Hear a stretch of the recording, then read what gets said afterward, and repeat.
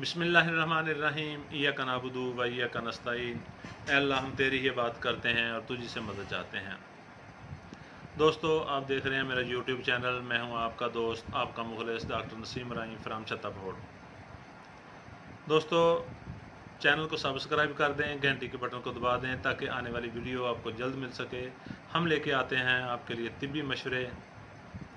आज हम आपको बताएंगे पित्ते की पथरी, पित्ते की सोजिश का इलाज। दोस्तों, अल्लाह ताला कुरान में फरमाता है, मैंने कोई मर्ज़ ला इलाज पैदा नहीं किया। अल्लाह ताला ने हर मर्ज़ का इलाज पैदा फरमाया है। तो दोस्तों, पित्ते की पथरियाँ 75% पित्ते की पथरियाँ कोलेस्ट्रॉल के बढ़ जाने की वजह से होती हैं। 25% पथरियाँ सफरावी मादों के बढ़ जाने की वजह से होती हैं।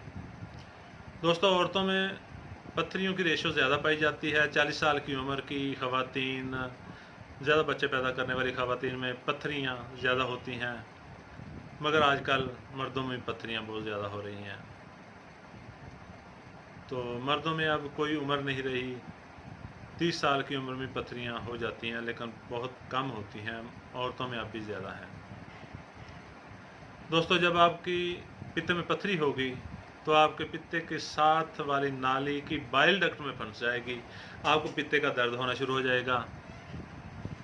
जिगर के मकाम से थोड़ा नीचे पित्ते पर दर्द होना शुरू हो जाएगा। दोस्तों, ये राइट साइड पर जो दो आखिरी पसलियां हैं, इसके ऊपर जब दर्द हो रहा होगा, इसको दबाएंगे तो आपका सांस रुकना शुरू हो जाएगा। तो आप अंदाज़ा कर सकते हैं कि आपको पित्ते में दर्द है। तो दोस्तों, जब पित्ते में दर्द होता है, मतरी आना शुरू हो जाती है, कै होना शुरू हो जाती है, पेट में दर्द होना शुरू हो जाता है।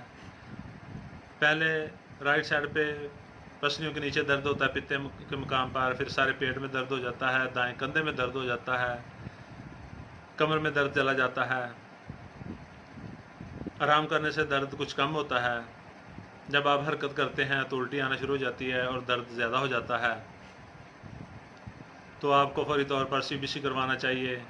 आपके वाइट सेल बड़े हुए होंगे, आपका बिलीरुबिन बढ़ा हुआ होगा, तो अंदाज़ा हो जाएगा कि आपको पित्ता में पथरी है, पित्ता में सोजिश है।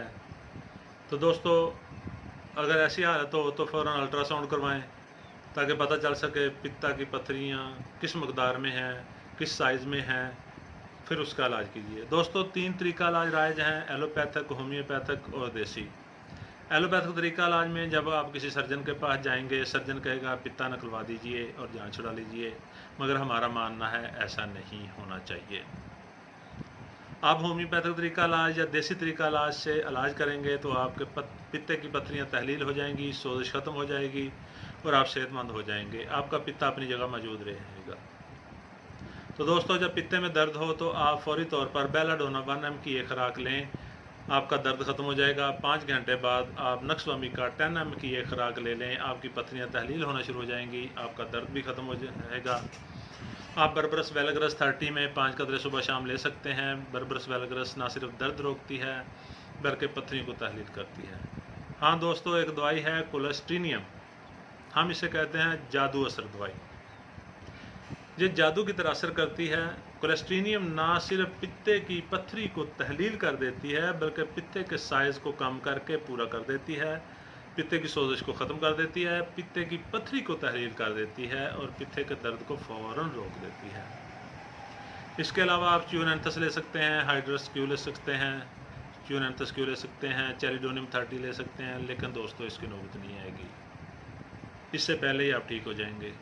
इसके अलावा अगर आप देसी इलाज करना चाहते हैं तो शहद खालस 1 चम्मच, लीमू का रस 1 चम्मच, ऑलिव ऑयल जिसे जैतून का तेल कहते हैं 1 चम्मच, तीनों को मिला लीजिए और सुबह नहार मुँह पी लीजिए। 1 घंटे बाद नाश्ता कीजिए। 20 से 25 दिन लगातार इस्तेमाल करें। पथरी ख्वाह कैसी भी होगी, कितनी बड़ी होगी, वो पानी में तहलील हो जाएगी और आपका पित्ता ठीक हो जाएगा, पथरी निकल जाएगी। हमारे लिए दुआ कीजिए। हमारा नंबर आ रहा है। अगर हमारी खिदमत की ज़रूरत हो हमें कॉल कीजिए, हमें मैसेज कीजिए, हमें व्हाट्सएप कीजिए। अगर दवाई की ज़रूरत है तो हमें कॉल कीजिए, हम आपकी खिदमत करेंगे। शुक्रिया। खुदा हाफ़िज़।